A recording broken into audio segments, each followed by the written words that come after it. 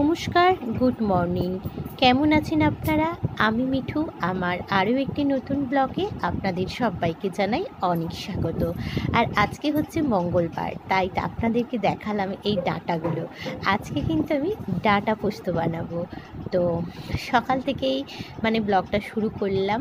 আর বুঝতেই পারছেন প্রচণ্ড পরিমাণে গরম পড়েছে, তাই চেষ্টা করছি যে কিচেনের কাজগুলো কিভাবে চটপট গুছিয়ে নিয়ে কিচেন থেকে চলে যাওয়া যায় সেই বন্দোবস্তাই করছি। কিন্তু তার আগে দেখো, সকালবেলা এখন মর্নিং টাইম, সমস্ত বাসি কাজকর্ম গুছিয়ে আর এখানে কিন্তু কিচেনে চলে এসেছি। আর এখন কিন্তু সকালবেলার জন্য চাটাই বানাচ্ছি। আর এদিকে দেখো, চাটা কিন্তু হয়েই গেছে। তবে হ্যাঁ, একটু প্রবলেমের জন্য এখন কিন্তু তোমাদের সাথে আমি ব্লগ সেভাবে শেয়ার করতে পারছি না। যখন পারছি, যতটা তোমাদের সাথে পারছি শেয়ার করছি।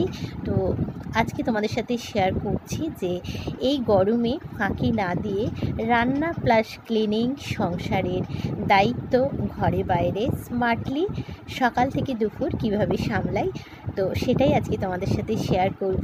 তো সঙ্গে থাকো, আশা করছি আজকের আমার এই ব্লগ আপনাদের নিশ্চয়ই ভালো লাগবে।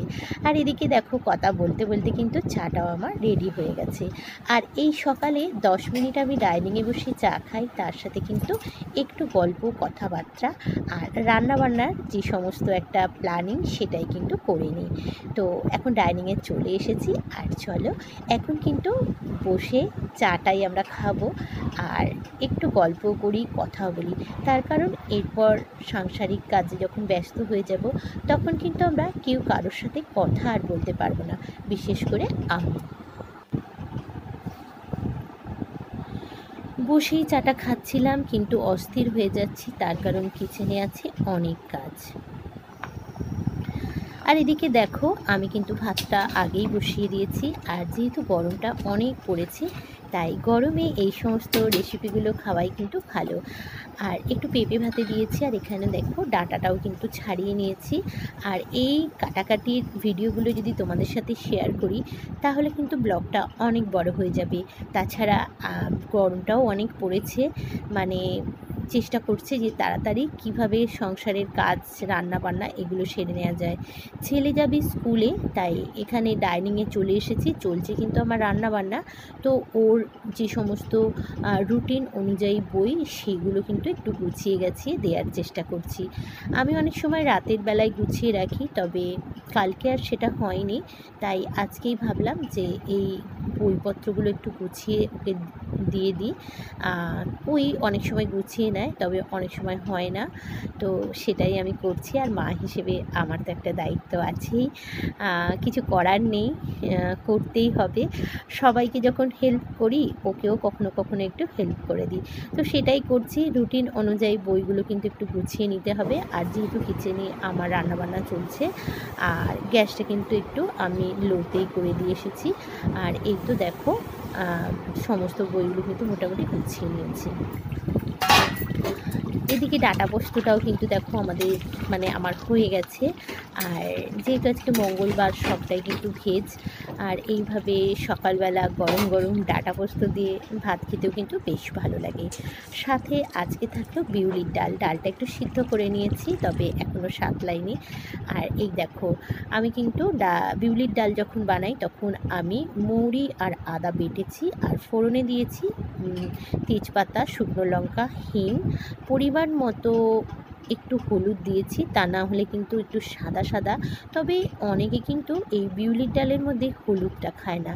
আর অল্প একটু নুন মিষ্টি, ব্যাস আমার বিউলির ডালটা কিন্তু একদম রেডি। দেখে যেমনটা ভালো লাগছে, খেতেও কিন্তু অসাধারণ।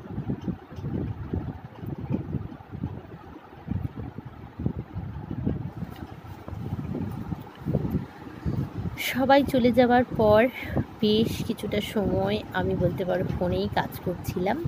তারপর এই যে আবারও নিজের সাংসারিক কাজে ব্যস্ত হয়ে গেছি। তো অনেক দিন ধরেই ভাবছিলাম যে পাখাটা একটু পরিষ্কার করব, তো সেটাই আজকে করছি।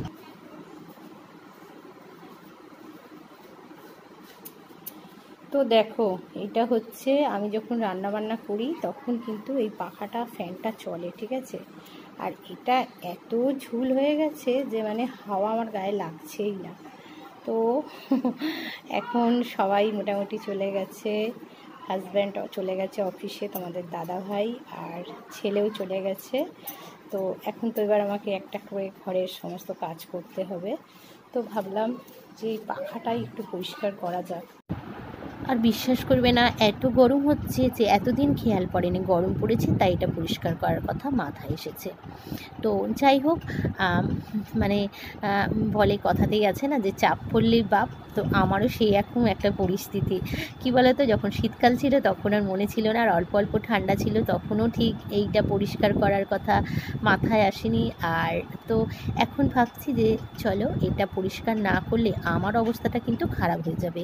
আসলে কী বলো তো, কিচেনে রান্নাবান্না করার সময় তো আর ফ্যান চালানো যায় না, তবে অনেক সময় গ্যাসটা যখন অফ করে দিই তখন এই ফ্যানের তখন কিন্তু একটু হলেও কিন্তু শান্তি পাই। আর এত নোংরা হয়েছিল, আর যেহেতু ফ্যানটা আমি পরিষ্কার করেছি, তো বলতে পারবে পুরো ডাইনিংটা আমার নোংরা হয়ে গেছে। সকালবেলা যদিও মোছামুছির কাজকর্ম একবার হয়ে গেছে, আর এখন এই তো দেখো ডেটল, ফেনাইল, নমক সব কিছু দিয়েই কিন্তু পুরো ঘর বাড়িটা পরিষ্কার করে নিয়েছি। আর ফাইনালি কিন্তু দেখো বেরিয়ে পড়েছি।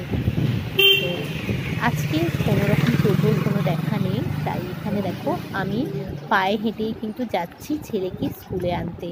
তার কারণ আর মানে ভিডিওটা সেভাবে কন্টিনিউ করতে পারিনি, যেহেতু স্কুলে আসার একটা তাড়া ছিল বলতে পারো। ছেলেকে এখন স্কুলে আমি আনতে যাচ্ছি, আর যেহেতু টোটো পেলাম না তাই হেঁটেই যাচ্ছি।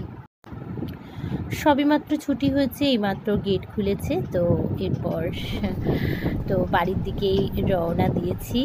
তো বলতে পারবে না, ভীষণ পরিমাণে গরম, আর রাস্তাঘাট দেখতে পাচ্ছ একদম ফাঁকা ধুধু করছে। তো কিছু করার নেই, ঘরে বাইরে সবটাই কিন্তু আমাকে একা হাতে সামলাতে হয়। আর এই তো দেখো আমাদের বাড়ির সামনে হচ্ছে বি কলেজ, এর আগেও তোমাদের সাথে একবার শেয়ার করেছিলাম। আর এখন কিন্তু ফাইনালি যাচ্ছি আমি বাড়ি। আর এখন বলতে পারো প্রায় 3:30 4:45 বাজে, প্রচণ্ড পরিমাণে গরম। তো এখন ছেলেকে নিয়ে সোজা যাব বাড়ি। তো বন্ধুরা, আজকের আমার এই ব্লগ কেমন লাগলো অবশ্যই কিন্তু তোমরা কমেন্ট করে জানাতে ভুলো না। পরের দিন দেখা হচ্ছে আবার নতুন কোনো ব্লগের সাথে। আজকের মতো এই পর্যন্ত।